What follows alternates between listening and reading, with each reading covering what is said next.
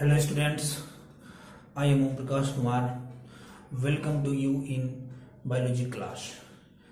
Today the topic is double circulation, blood pressure and heartbeat. Now come on the board for this topic. Now what is the double circulation? The definition is a circulatory system in which the blood travels twice through the heart in one complete cycle of the body is called double circulation. Let us see this diagram. Suppose this is the structure of heart and there are four chambers in the heart: right atrium, right ventricle, left atrium and left ventricles. These are the four chambers in the heart. यह चार chambers हैं heart के. पूरे body से या organ से, body organ से deoxygenated blood comes into the right atrium through the vena cava and जब यह एट्रियम कंस्ट्रिक्ट करती है तो यह ब्लड आ जाती है वेंट्रिकल्स में and ventricle pump the blood, right ventricle pump the deoxygenated blood to the lungs, both lungs through the pulmonary artery. lungs में CO2 रिलीज हो जाती है एंड ऑक्सीजन उस ब्लड में आ जाती है and the oxygenated blood comes from the lungs and enter into the left atrium through pulmonary vein. pulmonary vein में वह ब्लड आ जाती है. सेम वही ब्लड आ जा रही है. अंतर इतना ही है कि लंग्स में जो ब्लड गई थी वह डीऑक्सीजनेटेड थी और जो उससे निकल के आ रही है वो ऑक्सीजनेटेड ब्लड. तो जो ब्लड इस हार्ट से गई थी वही ब्लड फिर इस हार्ट में वह इंटर कर रही है लंग्स के बाद. फिर या लेफ्ट एट्रियम से लेफ्ट वेंट्रिकल्स में वह ऑक्सीजनेटेड ब्लड आ जाता है और ऑक्सीजनेटेड ब्लड एओर्टा के थ्रू ये फिर बॉडी ऑर्गन्स में आ जाता है. तो जो ब्लड्स डीऑक्सीजनेटेड ब्लड जो हार्ट में गई फिर हार्ट से फिर लंग्स, लंग्स से फिर वही ब्लड हार्ट में आ रही है ये बॉडी में जाने के पहले, यानी कि दो बार सेम टाइप ऑफ ब्लड ये जो है दो बार हमारे हार्ट को सर्कुलेट कर रही है. इसीलिए इसको कहा जाता है डबल सर्कुलेशन. या डबल सर्कुलेशन की जो प्रोसेस है या जिस एनिमल के हार्ट में 4 चेम्बर्स हो या 3 चेम्बर्स हो उसमें डबल सर्कुलेशन होगा. जिसमें 2 चेम्बर्स हो उसमें डबल सर्कुलेशन नहीं होगा, उसमें सिंगल सर्कुलेशन होगा. तो आइए देखते हैं किस किस ऑर्गेनिजम्स में नंबर ऑफ चेम्बर्स 4 होते हैं या 2 होते हैं या 3 होते हैं. Now the animals, list of the animals and heart chambers. mammals and birds both have the 4 chambers of the heart.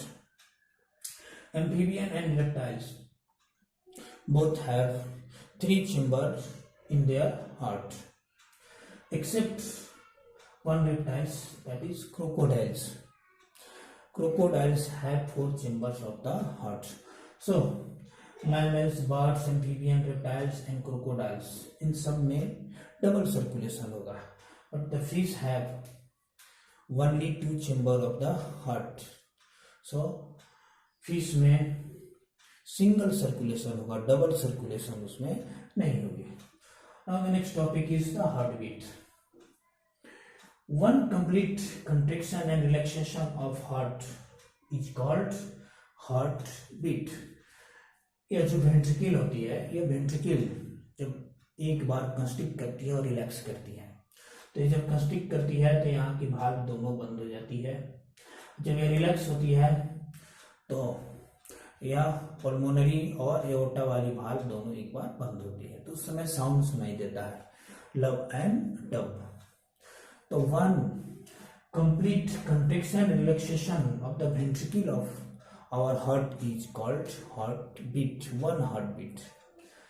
और एक मिनट में जितनी बार यह हार्ट बीट होती है उसे रेट ऑफ हार्ट बीट कहते हैं। At resting in normal adult human the rate of heart beat equal to 70 से 72 टाइम्स पर मिनट। यह 70 से 72 होती है एक मिनट में rate of heart beat. And heart beat can be measured और listened by an instrument and that instrument is called stethoscope। उस इंस्ट्रूमेंट को हम लोग स्टीथोस्कोप कहते हैं। Now next topic is the blood pressure। The pressure at which blood is pumped around the body by the heart is called blood pressure। जिस pressure के द्वारा हमारा हार्ट जो है यह ब्लड को हमारे बॉडी में जो है पंप करता है, that pressure is called blood pressure. जैसे यह हार्ट है, हार्ट जब हार्ट की वेंट्रिकल कंस्ट्रिक्ट करती है तो ब्लड या एओर्टा या आर्टरी में इंटर कर जाती है। तो जिस प्रेशर के द्वारा हमारा हार्ट ब्लड को आर्टरी में या पूरे बॉडी में जो पंप कर देता है, that pressure is called blood pressure. And blood pressure can be expressed in two forms, systolic pressure and diastolic pressure। Systolic pressure have maximum value and diastolic pressure have the minimum value। जब यह ventricle constrict करती है तो उस समय जो maximum pressure जो blood के द्वारा इस आर्टरी पे एक्सर्ट होता है, that pressure is called systolic pressure. और जब यह वेंट्रिकल रिलैक्स हो जाती है तो हमारी आर्टरी भी जो